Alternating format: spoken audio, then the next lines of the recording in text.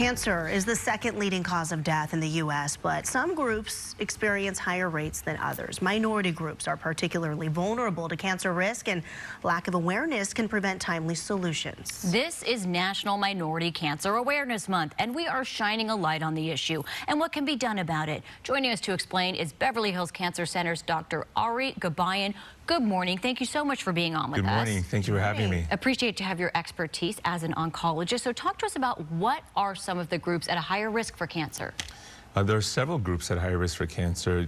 Generally speaking, African Americans have known to have a very high risk of cancer associated across prostate cancer, breast cancer, even gastric cancers for a variety of different reasons. Hispanics have a higher risk of different types of cancers, and Asians have a higher risk of, for example, gastric cancer. So it really depends on the ethnicity and the type of cancer we're talking about. Do these cancer rates also lead to a high rate of mortality? Are we talking, because not every cancer is a death sentence anymore, given this rapid growth of research in modern medicine? Yeah, overall, our treatment of cancer has dramatically improved. Having said that, cancer is still very tough, and death rates are still very high.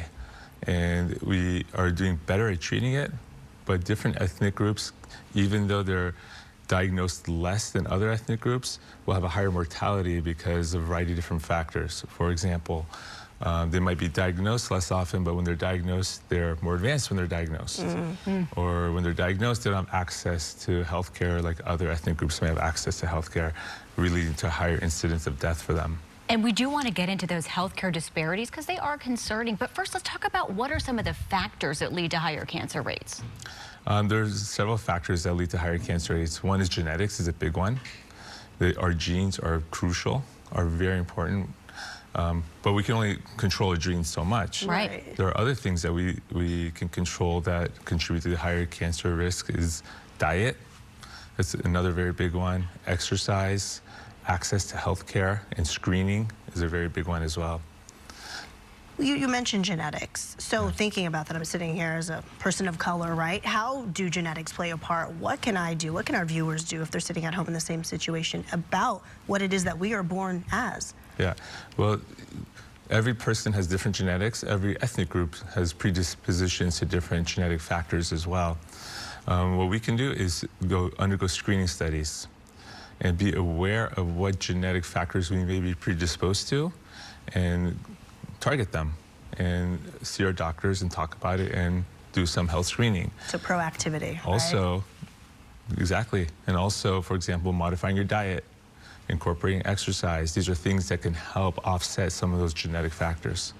Let's talk about the healthcare disparities, because that is a piece of this that you mentioned earlier, and there are concerning disparities in our healthcare system. What are the major ones when it comes to these cancers, and what can patients do to advocate for themselves? One of the biggest ones is access to healthcare. That's really a big one.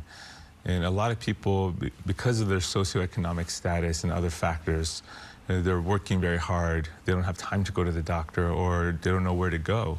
So they don't do the screening they're supposed to be doing. They don't see their doctors, and so they don't, and then once they're diagnosed, they don't get access to really proper health care, so to speak. And so they're not getting maybe the latest treatments. So that's been a challenge. Anything people can do to advocate for themselves in this what's position? your recommendation? My recommendation is that they should really see a doctor. There's so many free clinics out there. There is access. But the problem is that people need to be proactive about it and want to do it. And a lot of people, I see this all the time. They just say, oh, don't worry about it, I'm okay. Oh, it's okay, I don't need to go see the doctor. I feel fine. So even if you're showing no symptoms, you're saying just go get screened, especially if you're a person of color, different diversity group. You get busy, you're working, Make the time. It's hard to do that, but you just have to make the time, because honestly, your health is the most important thing you have. That is so true. Health is wealth, as they say. Thank you so much for being here today. For more from Dr. Gabayan, find him online at bhcancercenter.com. We'll be back.